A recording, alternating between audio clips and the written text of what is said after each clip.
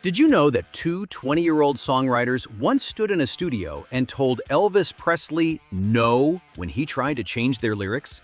For that the song that birthed rock and roll was a B-side that gravadoras treated like total garbage.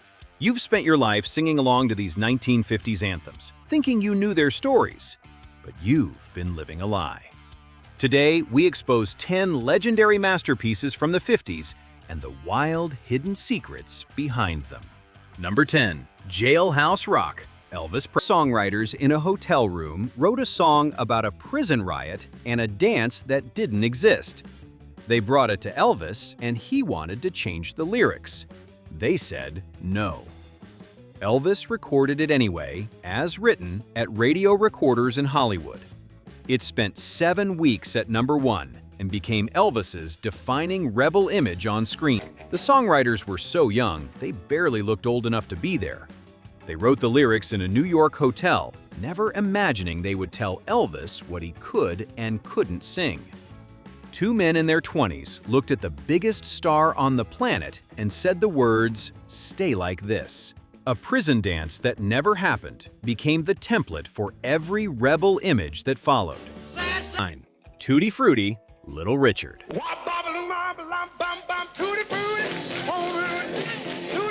The original lyrics were so obscene they could never be played anywhere. Little Richard sang them in clubs for years, a song about sex hidden behind nonsense words and a scream.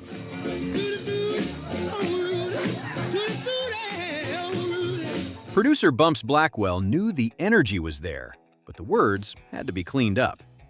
Dorothy Labostri helped rewrite it just enough to get it on the radio. 3 takes, 15 minutes.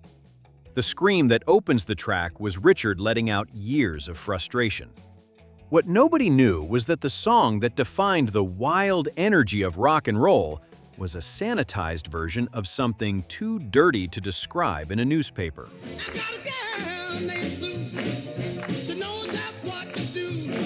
A song born in New Orleans became the template for every scream, every piano pound, and every ounce of chaos that followed. The future of an entire sound was first rehearsed by someone who had no idea he was inventing anything.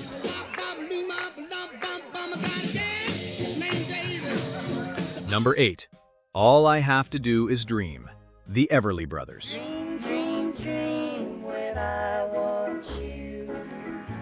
Felice and Boudleaux Bryant wrote it in 15 minutes. The Everly Brothers recorded it in 2 takes at RCA Studios in Nashville with Chet Atkins on guitar. It reached number 1 on every Billboard singles chart at the same time.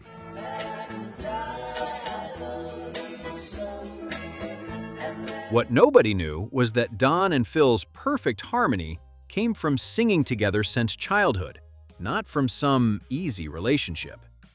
The song that sounds like the most intimate conversation in pop music was sung by 2 brothers whose bond would later become painfully complicated. A 15-minute composition recorded in 2 takes became the sound of longing for an entire decade.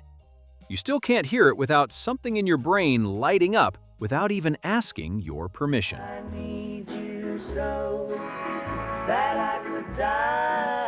Number 7. Great Balls of Fire, Jerry Lee Lewis.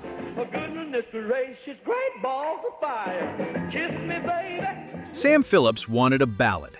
Jerry Lee Lewis sat at the piano and played one of the most explosive recordings in Sun Records history. The song was written by Otis Blackwell and Jack Hammer, but Lewis didn't care about the original. He attacked the piano like it owed him money. The engineer had to back away from the console.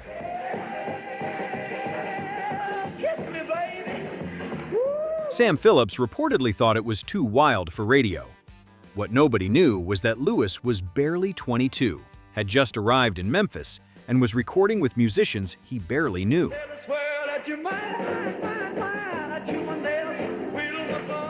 The sound that defined rock and roll abandon came from a kid still finding his way around Sun Studio. A man almost stopped from destroying his own recording, captured something no amount of planning could replicate.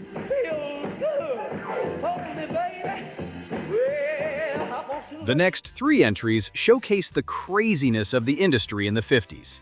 A dance that didn't even exist, invented by teenagers in their living rooms.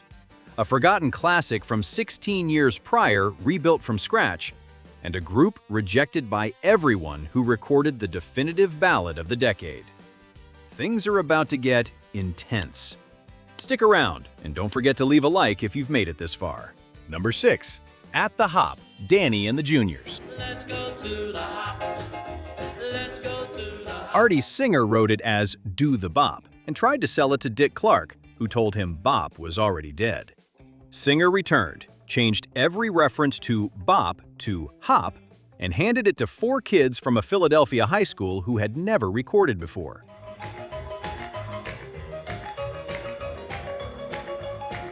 They sang it live on American Bandstand before it was even released.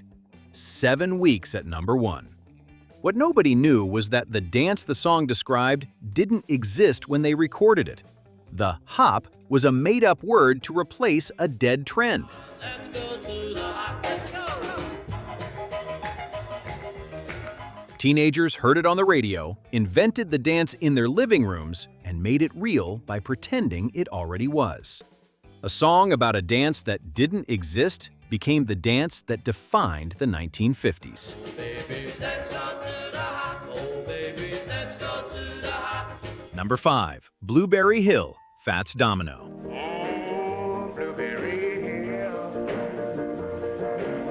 It was already 16 years old when Fats Domino recorded it. Glenn Miller had played it. Louis Armstrong had sung it. It was a standard. A polite ballad about love and loss. Domino walked into Imperial Records in Los Angeles and turned it into something that sounded like another planet.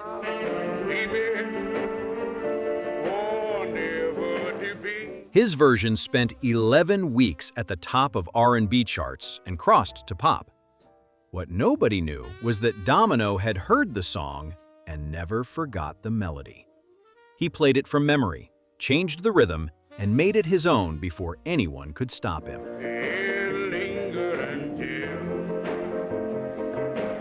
A song floating through the culture for 16 years was reborn because one man refused to play it the right way. The industry had no way to explain why that version reached the places it reached. It doesn't need to.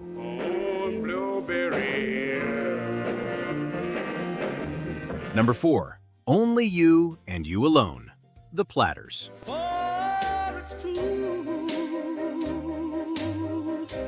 They had been rejected by label after label. Ralph Bass at Federal Records heard them and gave them a shot, but their first recording of Only You was too rough, too raw, too unpolished for radio.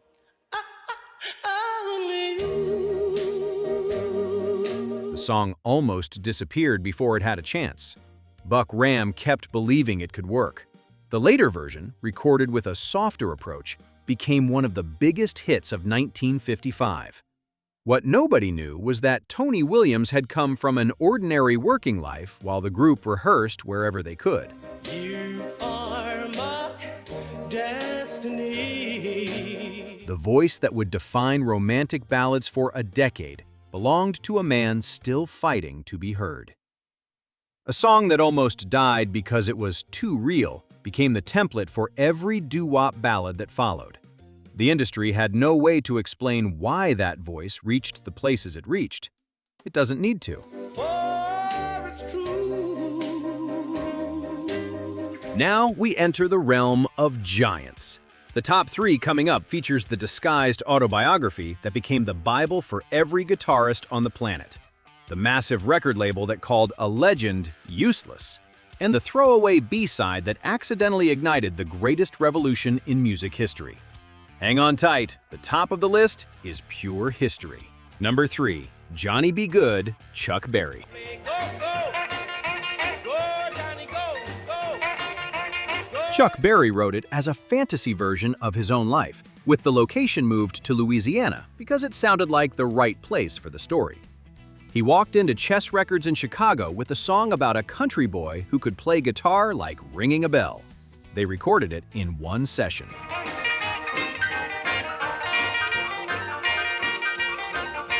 The opening guitar riff was something Barry had shaped from blues, jump band energy, and the country edge he always carried. What nobody knew at the time was that the song Barry wrote to celebrate his own talent would become the standard by which every rock guitarist was measured for the next 60 years.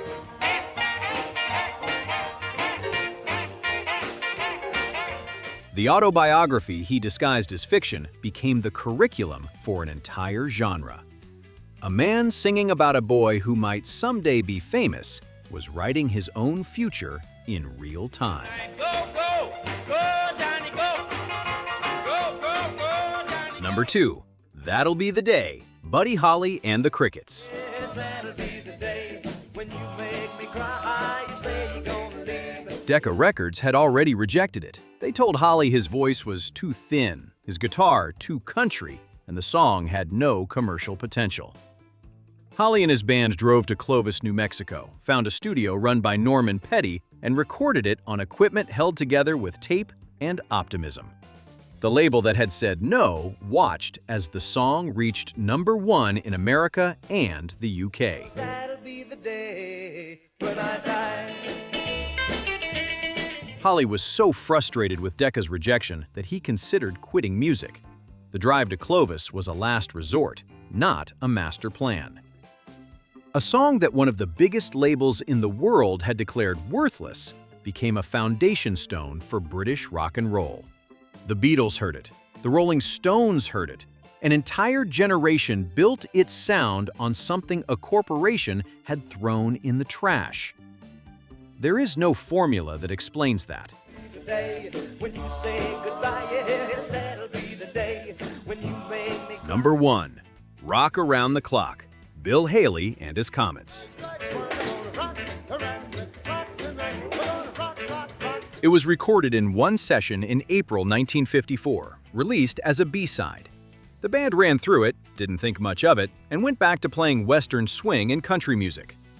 A year later, a film producer needed a song for a movie about juvenile delinquency, found the recording in a catalog, and put it over the opening credits. Teenagers heard it in dark theaters and started losing their minds. What nobody knew was that the song that became the anthem of rock and roll had been treated as almost disposable.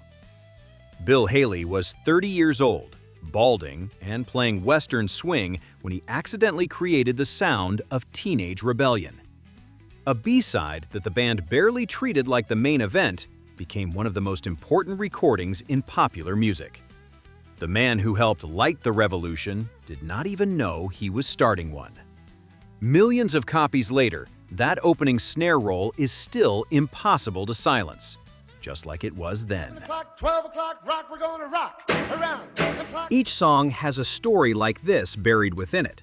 Let's continue discovering them. So, subscribe to the channel, leave a like, and comment below what your favorite song from the 50s is. Until next time!